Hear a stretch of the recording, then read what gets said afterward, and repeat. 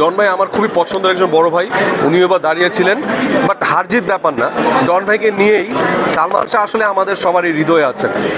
সালমান শাহ নামে একটা টিম থাকবে, একটা টিম সালমান শাহ থাকতে পারে, একটা টিম থাকতে পারে টিম মান্না ভাই, আর একটা টিম থাকতে পারে ধরেন টিম জসিম ভাই, টিম নায়ক রাজ্জাক, মানে এরকম করে আসলে অনেক ইচ্ছাই আছে। সে আমি যেহেতু এবার শিল্পী সমিতির স্পোর্টস অ্যান্ড কালচার সেক্রেটারি হয়েছি, আমরা অলরেডি সেলিব্রিটি ফুটবল লিগে খেলেছি এবং খুব সুন্দর, মানে এবার আমি আসার পরে গতবার কিন্তু একটা ঝামেলা হয়েছে দেখেছেন, এবার কিন্তু ঝামেলা হয় নাই।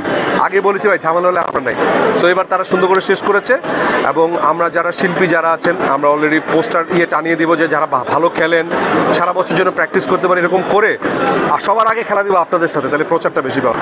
আমি মাত্রই আফসোস করে বললাম যে এত বিগ মার্জিনে আমরা Akbar once upon time in Dhaka শুরু করছিলাম, তাহলে ওইটাই হতো বাংলাদেশের প্রথম গ্যাং কালচার নিয়ে ছবি। সৈকত নাসির ডিরেক্টর ছিল, আমি লিড ক্যারেক্টার ছিলাম, ববি ছিল।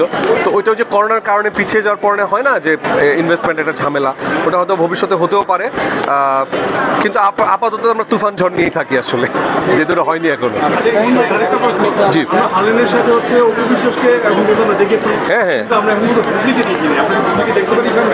ভাই, আমি বলি হারলেন, রিমার্ক হারলেন সবার সাথে যার যখন মনে হবে সে চলে আসবে। আসলে এখানে কাউকে দাওয়াত দিয়ে আনা হচ্ছে না, আর্টিস্টরা ইচ্ছা প্রকাশ করে আসছে, তো সবাই আসবে, এটাতে কোনো বাধা নেই কারণ। এই যে আপনারা না, আমাদের কাছ থেকে এরকম কোনো প্রপোজাল আসেনি, প্রপোজাল আসলে ডেফিনেটলি সবাই থাকবে এখানে, কারো বাধা নেই।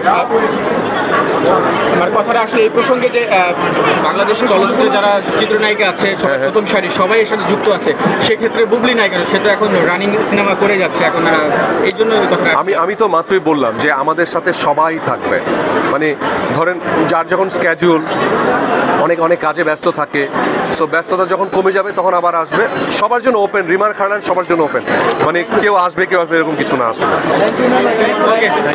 আচ্ছা একটা প্লিজ, জি জি জি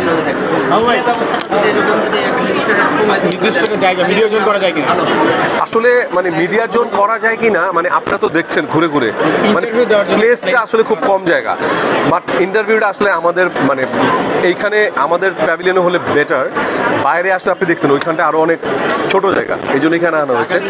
শাকিব খান মোটামুটি সকাল থেকেই থাকবেন, হ্যাঁ, তারপর কোন টাইমে উনি সকালে আসবেন, কিন্তু কোন টাইমে আপনাদের সাথে কথা বলবেন এটা ডেফিনেটলি আপনাদেরকে কষ্ট দিতে চাই না, আমরা একটা টাইম দিয়ে দিব, ওই সময় আসলে আমার মনে হয় বেটার, শুধু কেন কষ্ট করবেন। আর সত্যি কথা বলতে কি আজকে অনেকে আসবে, আপনারা কেউ যাবেন না প্লিজ, আর হচ্ছে কালকেও আসবে অনেক আর্টিস্ট। এই 3 দিন যত প্যাভিলিয়ন দেখছেন এই প্যাভিলিয়নে স্টারে ভরা থাকবে, এগুলো হয়তো বা আমরা যখন শিল্পী সমিতিতে যখন বসবো তখনই প্ল্যানগুলো সাজাবো ইনশাআল্লাহ।